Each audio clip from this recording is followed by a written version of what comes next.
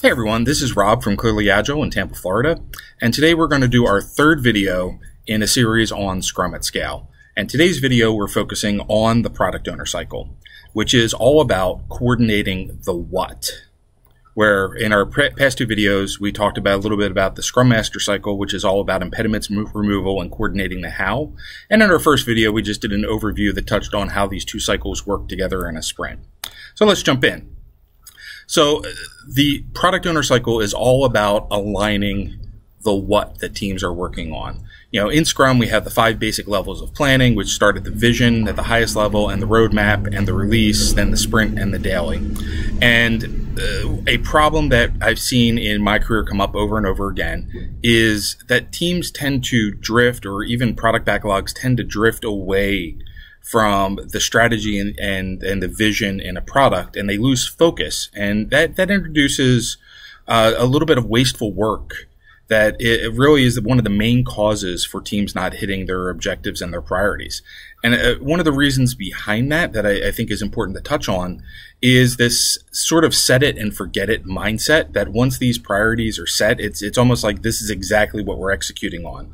And the reality is that Agile is all about adaptability, right? It's about getting feedback. It's about figuring out what the next right move is and adjusting the plan as it goes to keep it on that target as teams are executing on it. And one of the main things in that is that prioritization aspect, right? Figuring out what is the priority and how do those priorities shift and interplay with each other as the teams are working on that backlog.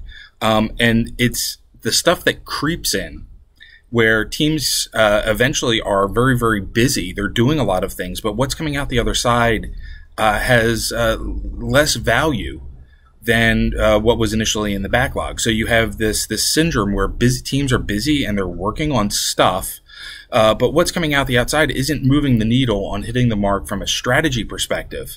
And that all falls into the product owner side of the house. Now, when you add multiple teams and the need to align those priorities across multiple teams, it adds to the complexity, but it still doesn't make it any less necessary, right? And of course, when you throw in working remotely in there, that just makes that alignment and coordination a lot more difficult to work in. Some of the natural communication patterns that we use just sort of breaks down a little bit. So Scrum at Scale does have a very simple framework on the product owner side that can really help put the focus back on that alignment and making sure that communication of concerns goes up and alignment or realignment of those needs come back down. So let's take a look. Now, this should look familiar. This is the same slide that we started out with on the Scrum Master side, right? So here we have two Scrum of Scrum teams. And again, Scrum of Scrums is just a collection of teams working on light work. And in here, you know, in the product owner cycle, you have backlog refinement in the sprint and you have team sprint planning as part of the sprint. Now, I'm adding the product owner in here just because to keep the conversation focused on this as we're going.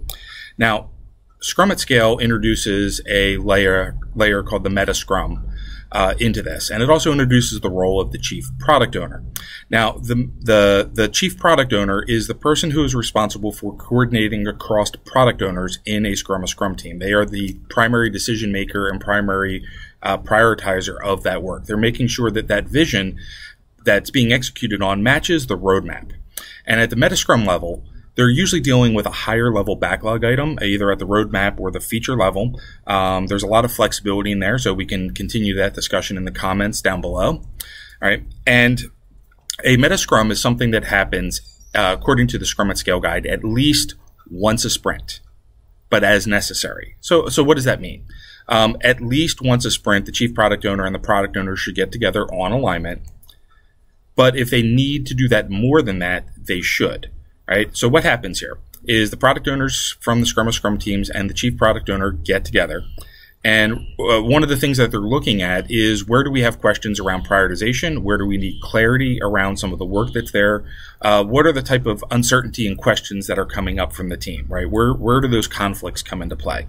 And the role of the Chief Product Owner is to work with the product owners against that strategy, vision, and roadmap and help set that alignment, be the decision maker, the deciding voice, that helps them get to that alignment so it comes back down and that feedback loop is complete for here's where we're struggling, and here's where that alignment comes back down. So the chief product owner has that responsibility.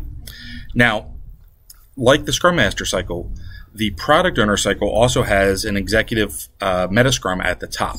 Now, their backlog of concerns is mostly vision, goals, higher level related. And it also introduces the concept of a chief product owner.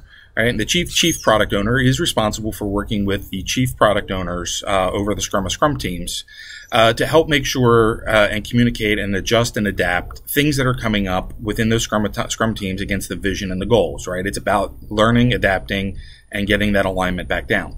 Now, again, it is at least once a sprint or as necessary. So during a sprint cycle, the executive meta scrum and the chief product owner, as well as the chief product owner, should get together around those concerns and questions that couldn't be resolved at a lower level to get business alignment around some of those decisions to get that alignment to go back down to the teams and the Scrum of Scrum teams eventually, so they are making the best decisions around alignment and needs and concerns, and sometimes those tough calls to keep everything operating smoothly. So I hope this is enough of a taste to give you some information about how the product owner cycle works. Again, if you like this video or tips, don't forget to subscribe or follow to us, and we can continue the discussion in the comments and chat down below. So talk to you soon. Take care.